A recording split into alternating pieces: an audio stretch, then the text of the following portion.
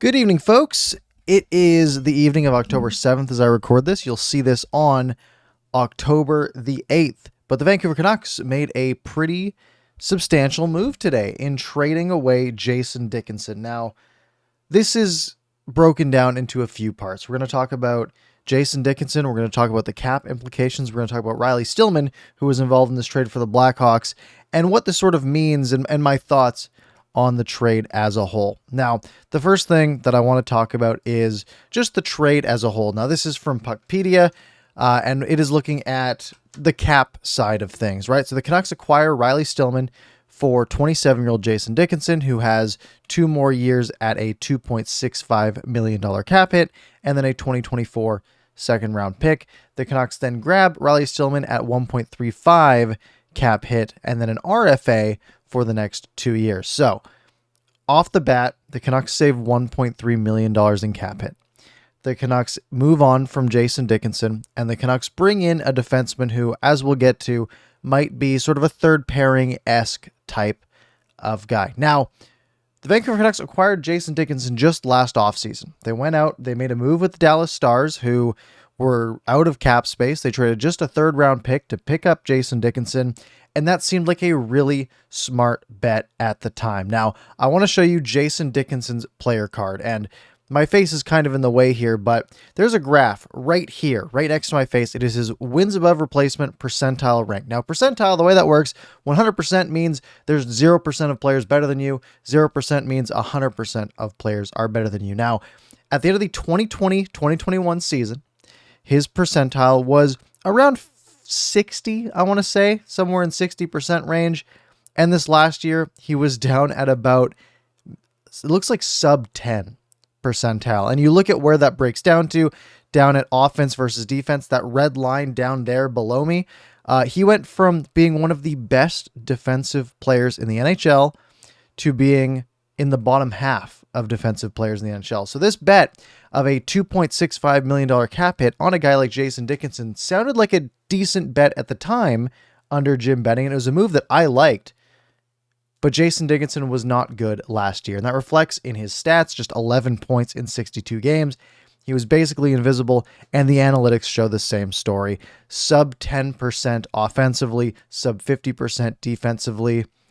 That's not really an NHL caliber player, especially at $2.65 million. So the Canucks went from this guy who they picked up for just a third round pick, who seemed to have pretty good value, and at $2.65 million seemed pretty reasonable for 3 years, to a player who now has negative value in the NHL because he went from his Dallas playing days of being an elite defensive centerman to being an average fourth line center caliber player. The Canucks have no cap space. So they say, okay, well, can we get rid of this $2.65 million and maybe replace it with a guy who makes, in the case of Stillman, but $1.3 million. So they go out and they fetch Riley Stillman, a 24-year-old defenseman, so 3 years younger than Jason Dickinson. It actively makes the team a little bit younger, but at a position where the Canucks have a lot of excess, right? Riley Stillman comes in as a sort of tweener, third pair, 7-8 left defenseman, which the Canucks have a ton of, and is going to be competing for this spot with the Vancouver Canucks. Now, he is an offensive defenseman, 80th percentile of offense, although last year, again, you see this chart next to my face, you see how he went from pretty high up all the way down, and I can actually show you where he ended up if I move my face, down to about the 25th percentile, and that's because his defensive game got a lot worse. So the Canucks basically have sold low on Jason Dickinson and also bought low on Riley Stillman. Riley Stillman has the potential. You look at his 1920 analytics, his 2020-2021 analytics, and he looks like he could potentially be a decent player. He just didn't look good last year with Chicago. He was one of the worst defensemen on their team, and they were not a very good team last year. So the Canucks are banking on maybe an upswing from him, but worst case, they have paid to get rid of the Jason Dickinson contract, and if Riley Stillman works out in any capacity, that is a bonus. Now, the third portion of this trade, because the Canucks have effectively cleared $1.3 million of cap space with this trade and picked up a young defenseman who they have RFA rights to once his contract expires. That's great. The third part is that second round draft pick. Now, it's not a 2023 draft pick, and 2023 is a notoriously deep year per a lot of scouts. So it's a 2024 second round pick, which is better. And if you think about where this Canucks current team window is supposed to be, if we're saying 2 to 3 years down the line, a second round pick in 2024 probably won't be making an NHL impact till 2026, 2027.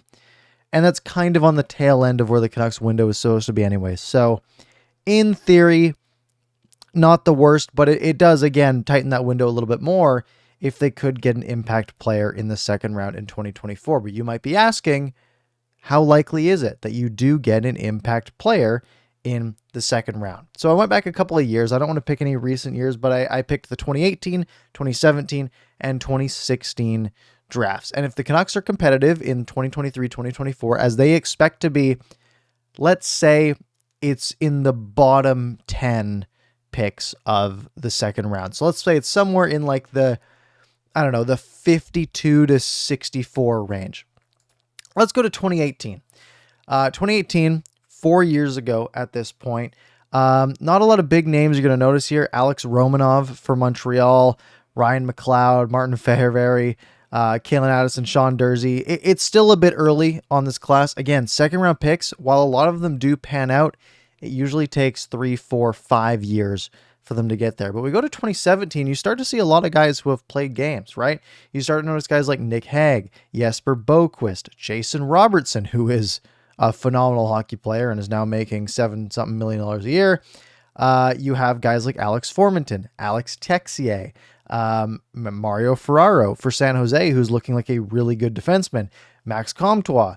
Jonah Gadjevich is a name that you'll see on this list as well. But we go back to 2016, and you start to notice a couple of guys who, Alex DeBrincat, for example, Sam Girard, and in that bottom half, like I was mentioning, where the Canucks are hoping to be, guys like Philip Ronick, Dylan Dubé, Dylan Gambrell, and maybe some guys who bleed into the third round, like an Adam Fox, for example, as well, who Calgary picked up and obviously is in Nashville now. And I think that guy's doing pretty good.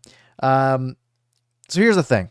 A second round pick typically turns into a guy who will play some NHL games. I mean, we can go even further back, right? Let's go to 2012, where you definitely have full career arcs of guys at this point. You have guys like Brock McGinn. You have guys like Jake McCabe, Colton Sissons, Chris Tierney, Jordan Martinook, Damon Severson.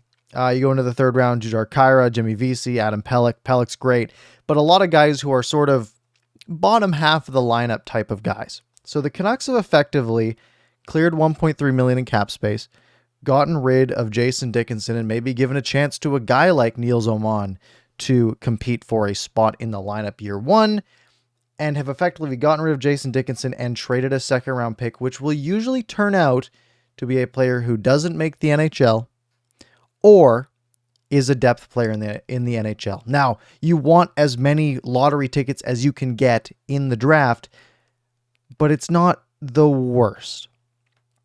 I don't love trading draft picks. The Canucks have been very short on draft picks historically under the Benning regime, but the Canucks needed that cap space. And it gets them a little bit closer to basically maximizing the Michael Furlan LTIR. We'll see how that works in the coming days. But I don't think losing Jason Dickinson is a big loss. I think the team gets no better from this, right? If you get rid of Jason Dickinson, who, in my opinion, maybe was competing for a 4C spot, but I could easily see being in the press box with the amount of injuries the Canucks have, maybe that changes.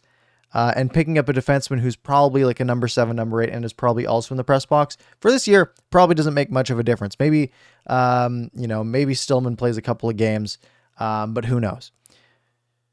But the Canucks basically have traded a second round pick for that $1.3 million in cap space, and that's just sort of the going rate at this point. And they get a little bit more upside potentially in this young defenseman. But let me know what you think, because honestly, I don't think there's really a wrong answer. If you think this was a dumb trade, a short-sighted move for a team that isn't going to make the playoffs this year, I think that's fair.